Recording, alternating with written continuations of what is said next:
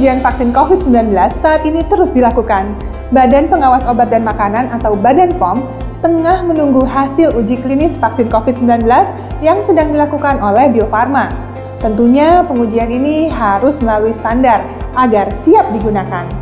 Untuk lebih jelasnya, saat ini saya sudah bersama dengan Kepala Badan POM, Ibu Penny Lukito, yang akan berbincang seputar tahapan perizinan dan regulasi tentunya terhadap vaksin COVID-19.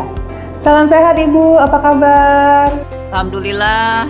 Dari perkembangan terakhir, vaksin saat ini kan sudah sampai uji klinis fase ketiga. Boleh nggak dijelaskan kepada kami, seperti apa sih sebenarnya pemantauan yang dilakukan oleh Badan POM sejauh ini? Sekarang kita sedang berproses untuk observasi, pengamatan, dan nanti tentunya hasil dari melihat ke aspek keamanannya dan terutama adalah pengamatan untuk aspek khasiatnya atau efektivitasnya. Ya. Dalam periode biasanya adalah 1 bulan, 3 bulan, kemudian 6 bulan. Nah, itulah kenapa kita akan memberikan emergency use authorization. Untuk mendapatkan emergency use authorization, efficacy hanya cukup 50%. Kalau vaksin itu umumnya adalah 70%. Nah, berdasarkan sejarahnya Bu, berapa lama sih sebenarnya proses pengujian dan perizinan yang dilakukan oleh Badan POM?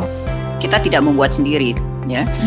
Badan POM mengikuti standar dan regulasi yang sudah menjadi komitmen kita bersama secara internasional, tentunya WHO referensinya, kemudian kita juga tentu merefer juga FDA atau kita sebut regulator lain ya, regulator di negara lain yang bagus juga evaluasinya seperti di Indonesia, dan itulah kenapa Badan POM sudah inspeksi kan bersama tim dari MUI untuk audit halal bersama dengan Bio Farma dan Kementerian Kesehatan sudah melakukan inspeksi ke Cina kemarin.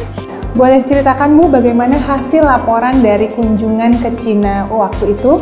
Alhamdulillah kalau di aspek mutu itu sudah memenuhi aspek cara produksi obat yang baik ya.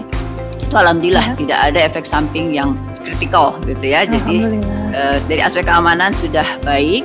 Sekarang aspek efektivitas ya, khasiat yang masih kita tunggu. Jadi dianalisa pengambilan sampel darah, kemudian dianalisa di laboratorium, melihat seberapa besar si vaksin itu memberikan efektivitas terhadap peningkatan antibodi kita.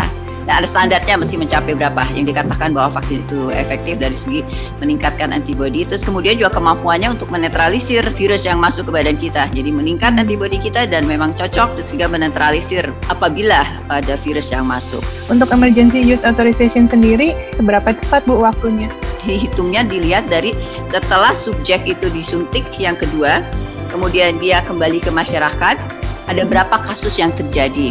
Nah, itu biasanya dihitung dalam waktu 3 bulan, 6 bulan, ada berapa kasus yang terjadi. Kalau untuk emergency nutrition, kita bisa lihat dalam waktu 3 bulan. Ya, tapi bisa jadi juga kalau pandemiknya sudah tidak terlalu intensif seperti di Cina, itu biasanya akan lebih lama lagi. Apakah vaksin COVID ini yang pertama? Tentu kan sudah ada yang sebelumnya dikeluarkan izinnya EUA selama masa pandemi ini. Selama krisis pandemik ini kan sudah ada beberapa obat yang kita berikan izin penggunaan darurat, yaitu Avigan, Favipiravir dengan Remdesivir, di mana Avigan atau Favipiravir itu untuk kondisi pasien yang ringan sampai sedang, dan Remdesivir itu untuk pasien yang berat. Mungkin ada satu pesan untuk masyarakat Bu, agar bersedia nanti kalau vaksinnya benar-benar sudah berhasil gitu ya, sesuai dengan harapan kita bersama, dan tidak takut lagi perihal keamanannya. Saya yakin dengan komitmen pemerintah yang dikaitkan dengan komitmennya untuk hanya memberikan vaksin yang bermutu, berkhasiat, dan aman. Ya, dengan demikian kita memang harus menunggu dulu waktu sehingga bisa mendapatkan data yang cukup, ya, dan Badan POM hanya akan memberikan emergency authorization apabila memang data yang dikaitkan dengan mutu, keamanan, dan khasiat itu sudah cukup lengkap, dan kami akan tentunya menganalisanya dengan para expertnya dan juga para dokter-dokter ahlinya. Terima kasih Bu. Harapan agar vaksin dapat segera digunakan dan pastinya aman akan kita tunggu. Namun yang perlu diingat, mengatasi pandemi ini selain dengan vaksin yang akan tersedia, tetap terus disiplin dalam penerapan 3M agar upaya pencegahan kita dapat optimal.